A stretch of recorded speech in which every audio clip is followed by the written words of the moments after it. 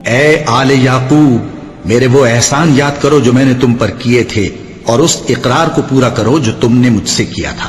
میں اس اقرار کو پورا کروں گا جو میں نے تم سے کیا تھا، اور مجھی سے ڈرتے رہو۔ اور جو کتاب میں نے اپنے رسول محمد صلی اللہ علیہ وآلہ وسلم پر نازل کی ہے،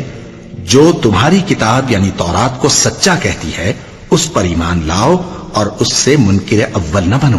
اور میری آیتوں میں تحریف کر کے ان کے بدلے تھوڑی سی قیمت یعنی دنیاوی منفعت نہ حاصل کرو، اور مجھی سے خوف رکھو، اور حق کو باطل کے ساتھ نہ ملاؤ، اور سچی بات کو جان بوجھ کر نہ چھپاؤ، اور نماز پڑھا کرو اور زکات دیا کرو، اور اللہ کے آگے جھکنے والوں کے ساتھ جھکا کرو۔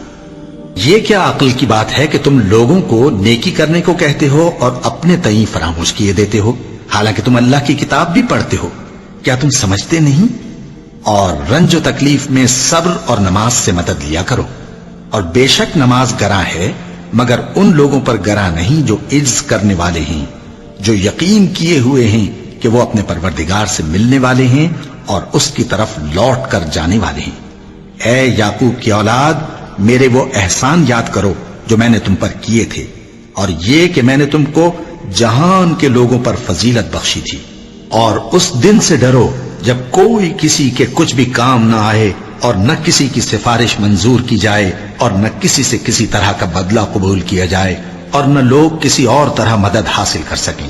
اور ہمارے ان احسانات کو یاد کرو جب ہم نے تم کو قوم فرعون سے نجات بخشی۔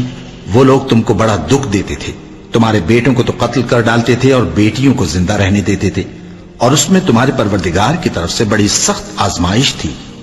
اور جب ہم نے تمہارے لیے سمندر کو پھاڑ دیا، پھر تم کو تو نجات دی اور فرعون کی قوم کو غرق کر دیا، اور تم دیکھ رہے تھے۔